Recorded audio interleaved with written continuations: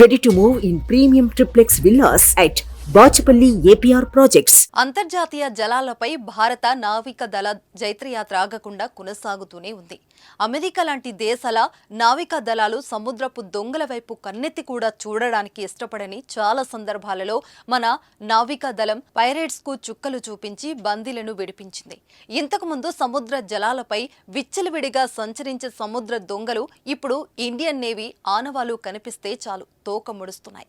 సముద్రపు దొంగల బారి నుండి కాపాడే క్రమంలో బందీలు శత్రు దేశం పాకిస్తాన్ కు చెందిన వారైనా సరే మన నేవీ ముందుకు ఉరికి కాపాడుతున్నది. తాజాగా సముద్రపు దొంగలు హైజాక్ చేసిన ఎంవి రూయేన్ వాణిజ్య నౌకను అందుబాటులోకి 17 మంది సిబ్బందిని విజయవంతంగా కాపాడి ప్రపంచం దృష్టిని మరోసారి తన వైపుకు తిప్పుకున్నది.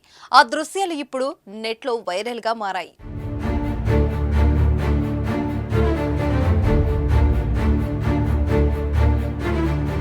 పశ్చిమ హిందూ మహాసముద్రంలో గత కొన్ని వారాలుగా పలు వాణిజ్య నౌకలపై జరుగుతున్న దాడులను భారత నౌకాదళం అడ్డుకొని వాటిలోని సిబ్బందిని రక్షించింది. సోమాలియా తూర్పు తీరం వెంట జనవరిలో 19 మంది పాక్ సిబ్బందితో వెళ్తున్న నౌకపై దాడి జరగగా అందులోని సిబ్బందిని భారత నేవీ ఐఎన్ఎస్ సుమిత్ర యుద్ధ నౌక ద్వారా కాపాడింది. జనవరి 5న లిబేరియన్ జెండాతో అరేబియా సముద్రంలో వెళ్తున్న నౌకను హైజాక్ చేసేందుకు సముద్రపు దొంగలు ప్రయత్నించగా దానిని మన నౌకాదళం అడ్డుకున్నది. కీలకమైన సముద్ర మార్గాలను దృష్టిలో పెట్టుకుని భారత నౌకాదళం ఫ్రంట్ లైన్ నౌకలు నిఘా విమానాలతో సముద్ర భద్రతను బాగా పెంచింది.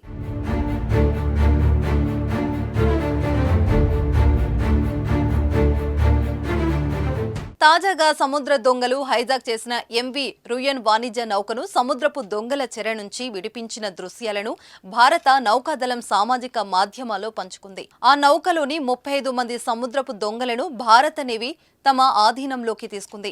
17 మంది సిబ్బందిని కాపాడింది. ఇండియన్ నేవీ అధికారులు భారత యుద్ధ నౌక ఐఎన్ఎస్ కోల్కతాలో వెళ్లి ఈ ఆపరేషన్ను చేపట్టారు. ఇందులో భాగంగా రవాణా విమానం C-17 గ్లోబ్ మాస్టర్ నుంచి ధైర్యంగా పారాచూట్ల సాయంతో సముద్ర ఉపరితలంపైకి నేవీ కమాండాలు దూకారు. అనంతరం ప్రత్యేకమైన బోట్లలో హైజాక్ అయిన నౌక వద్దకు చేరుకున్నారు. ఆ నౌకను దొంగల చెర నుంచి విడిపించి సిబ్బందితో సహా ఇండియన్ వెస్ట్ కోస్ట్ వైపుకు తీస్తున్నారు.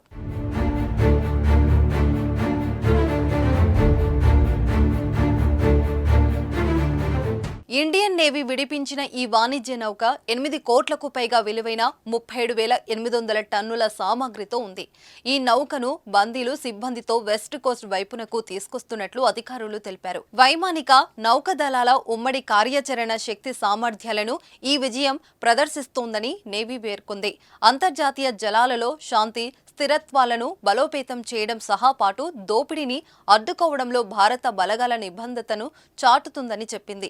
ఇదిలా ఉండగా ఎర్ర సముద్రంలో వాణిజ్య నౌకలపై కొంతకాలంగా హుతీ తిరుగుబాటుదారుల దాడులకు తిరుగుతున్నారు. ఈ నేపథ్యంలో ఆయా జల మార్గాలపై నిఘా ఉంచేందుకు నౌకాదళం 10కి పైగా యుద్ధ నౌకలను మోహరించింది. ప్రపంచంలోనే 4వ అతిపెద్ద నావికా దళమైన భారత నావికా దళ మోహరింపుతో వాణిజ్య నౌకలు సముద్ర జలాల్లో స్వేచ్ఛగా తిరుగుతున్నాయి.